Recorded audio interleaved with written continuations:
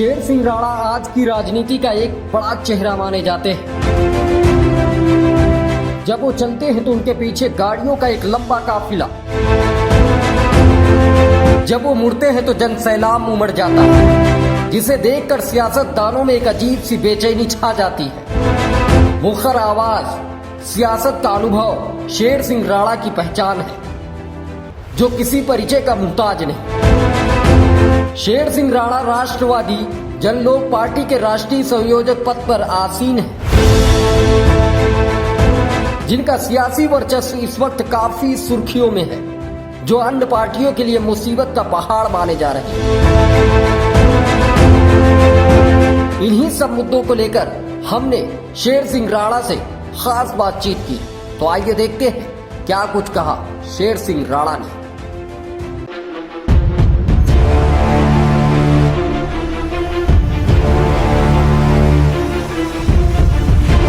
शेर सिंह राणा जिंदगी का एक ऐसा फलसफा है जिनके बारे में कौन नहीं जानता, लेकिन उत्तर प्रदेश में होने वाले चुनाव में दिलचस्प जो गतिविधियां हैं, अलग अलग पार्टियों द्वारा जो कार्य किया जा रहा है, ये सब देखने को मिलता है।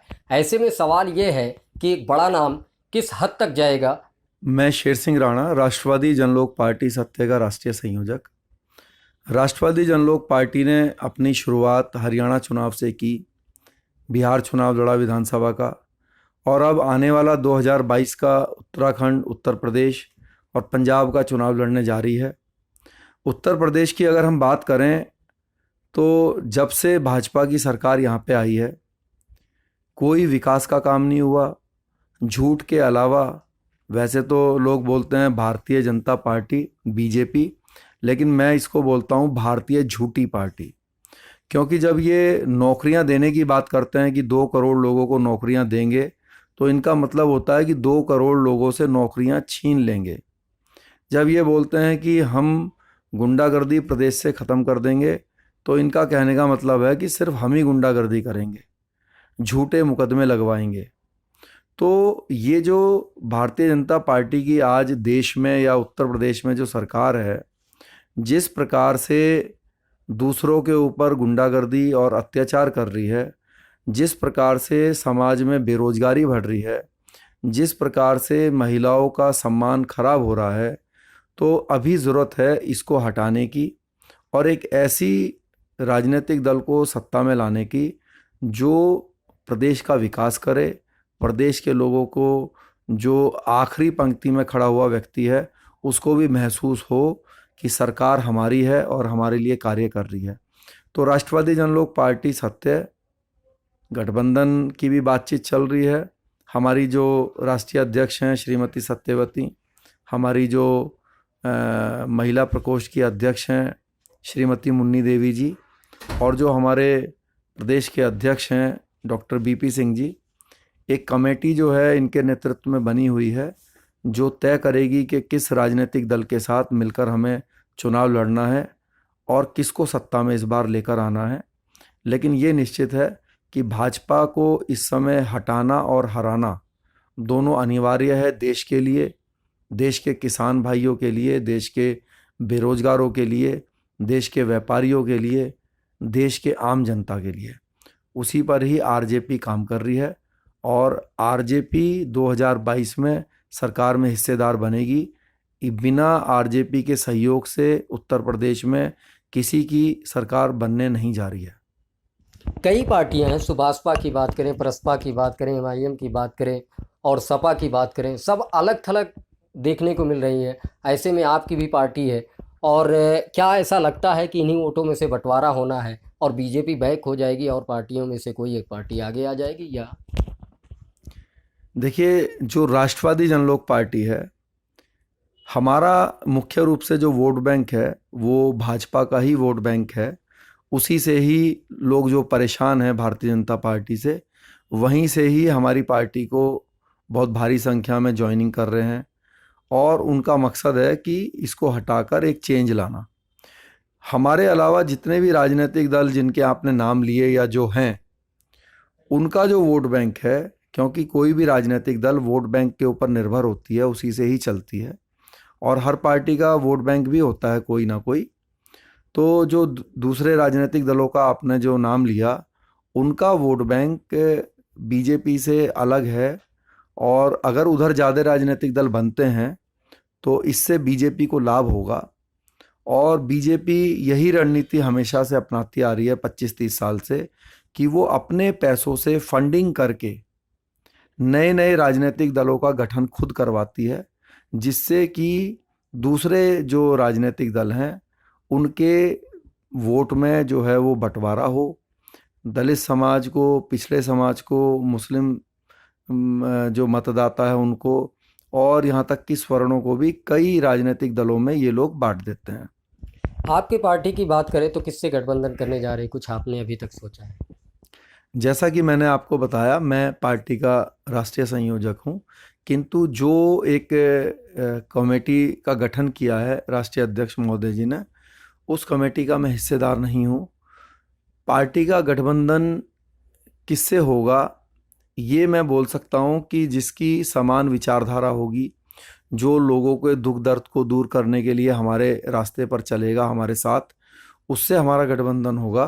किंतु किस राजनीतिक दल से होगा, इसकी चर्चा और इसको फैसला करने का जो अधिकार है, वो जो एक कमेटी का गठन किया गया है राष्ट्रीय अध्यक्ष जी ने, वो कमेटी इसका फैसला लेगी। उत्तर प्रदेश के लिए श्रीमती मुन्नी देवी, श्री दुष्यंत सिंह जी और डॉक्टर बीपी सिंह जी, ये 3 लोग इस कमेटी के मेंबर हैं और राजनीतिक दलों से ये लोग संपर्क में हैं। अगर आपकी बात करें तो किस पार्टी में आपको समानता का मैदान, राजनीतिक जो मैदान खड़ा किया गया है, सियासी युद्ध जो हो रहा है, कौन सी ऐसी पार्टी आपको लगता है कि ये सामान है, सभी लोगों को लेकर चलने वाली पार्टी, उन्हीं के साथ गठबंधन करना चाहिए?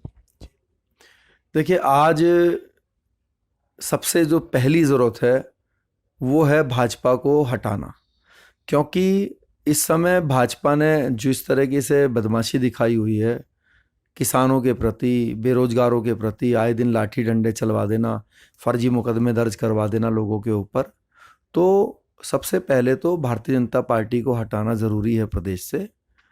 और समान विचारधारा की जो आपने बात की, देखिए, लोगों ने अलग अलग समय पर अलग अलग राजनीतिक दलों को मौका दिया, तो कुछ ना कुछ कमियां सभी में रही हैं, लेकिन कुछ अच्छे काम भी किए हैं। अगर हम बहन मायावती जी को देखें तो सबको मालूम है कि अगर इस लखनऊ को आज लखनऊ के रूप में, राजधानी के रूप में आप महसूस करते हैं, देखते हैं, तो उसमें मायावती जी का बहुत बड़ा योगदान है। चाहे उनकी कितनी भी कोई बुराई करे, किंतु ये सत्य है कि लखनऊ और नोएडा जो उत्तर प्रदेश का एक चेहरा है, इसको बनाने संवारने में मायावती जी और बहुजन समाज पार्टी का बहुत बड़ा योगदान है। इसी प्रकार से जो समाजवादी जब सत्ता में थी, अखिलेश जी मुख्यमंत्री थे, तो उन्होंने भी बहुत कुछ कार्य किए थे। आज हम आगरा से लखनऊ आने में मात्र 2-2.5 घंटे लगते हैं, तो ये सड़क उन्हीं की देन है। किंतु आज भारतीय जनता पार्टी के लिए मेरे पास कोई शब्द नहीं है कि उन्होंने उत्तर प्रदेश में क्या किया है। मंदिर की बात होती है, किंतु उसमें उत्तर प्रदेश की सरकार का तो कोई योगदान है नहीं। वो तो भारत सरकार ने वहाँ पर केस लड़ा और मुख्य रूप से तो सुप्रीम कोर्ट की वो देन है। लेकिन हम माने कि भाजपा का योगदान है, तो वो योगदान फिर मोदी जी का माना जाएगा, उसमें उत्तर प्रदेश सरकार का कोई लेने देना नहीं है। दावे और वादों के बीच की बात करें अगर उत्तर प्रदेश की योगी सरकार की, कोरोना काल में किस तरीके से आप देख रहे हैं, कितना खरा उतर पाई है? क्योंकि दावे तो ऐसे किए जा रहे हैं कि हमने, चाहे रोज़गार का मुद्दा रहा हो या कोरोना काल में लोग जो परेशान हो जा रहे थे या ऑक्सीजन की जो कमी पड़ रही थी, ऐसे ऐसे मुद्दों पे योगी सरकार कह रही है कि हमने ठीक तरीके से धरातल पर आकर काम किया है। कहाँ तक देखते हैं आप? देखिए, मैंने आपसे बताया कि इसका नाम भारतीय झूठी पार्टी है। कोरोना काल में सबको मालूम है, पूरे देश को पता है कि ऑक्सीजन की भारी कमी थी। हमारे जो पार्टी के कार्यकर्ता पदाधिकारी हैं, अपने लेवल पे लोगों की काफ़ी हेल्प कर सकते थे जितनी की, लोगों को सिलेंडर भी मुहैया कराए। किंतु सरकार का ये कहना कि किसी की डेथ नहीं हुई ऑक्सीजन के कारण या कोई परेशानी नहीं थी, तो लोग खुद इस बात को तय करें कि उनकी बात में कितना सत्य है और असत्य है। हर व्यक्ति उत्तर प्रदेश का अपने से प्रश्न करे कि क्या आपको रोजगार दिया है उत्तर प्रदेश सरकार ने? क्या योगी जी ने इस 4.5 साल के दौरान, या ये जो कोरोना काल रहा और जिनको अपनी नौकरियां छोड़कर वापस आना पड़ा, क्या आज जो भी वो काम कर रहे हैं उसमें उत्तर प्रदेश सरकार का कोई योगदान है? लेकिन अगर आपका मन कहे कि सरकार ने आपका कोई सहयोग नहीं किया, कोई नौकरी में कोई सहयोग नहीं किया, जान बचाने के अंदर कोई सहयोग नहीं करा, तो ऐसी सरकार को धक्के मारकर हटाना ज़रूरी है। ऐसे जो बदमाश लोग बैठे हुए हैं, जो बोलते कुछ और हैं करते कुछ और हैं, इनका काम है सिर्फ किसी शहर का, ज़िले का नाम बदल देना। इसमें कोई समस्या नहीं है नाम बदलने में, नाम बदलिए, किंतु जब नाम बदले तो उस शहर का मिजाज भी बदले। अभी देश में लोग भूखे मर रहे हैं, परेशान हैं, अपनी झंझटों से नहीं निकल पा रहे हैं, तो सरकार और देश की मीडिया जो है तालिबान पे लगी हुई है। अरे भाई, तालिबान से निपटना ज़रूरी है, उसके लिए रणनीति राष्ट्रीय स्तर पर बननी चाहिए, लेकिन आप सिर्फ हाय तौबा उसी पर करते रहो। आपकी पैंट फट जाए, चप्पल टूट जाए, रोटी खाने को ना हो, भूख से ही मर जाओगे पहले ही। तो अपनी व्यवस्था मजबूत कीजिए, उससे या किसी से भी डरने की क्या ज़रूरत है। तो हम यही कहेंगे कि इस समय भाजपा ने देश का और प्रदेश का बिल्कुल माहौल ख़राब कर दिया, देश को बर्बाद कर दिया है, और इसको राष्ट्रवादी जनलोक पार्टी सत्य हटाकर रहेगी। प्रदेश की जनता इसमें हमारा सहयोग कर रही है। आज अगर हम देखें तो लाखों की संख्या में हमारे कार्यकर्ता हैं, पदाधिकारी हैं, पूरे प्रदेश में संगठन का ढांचा बहुत अच्छे से कार्य कर रहा है।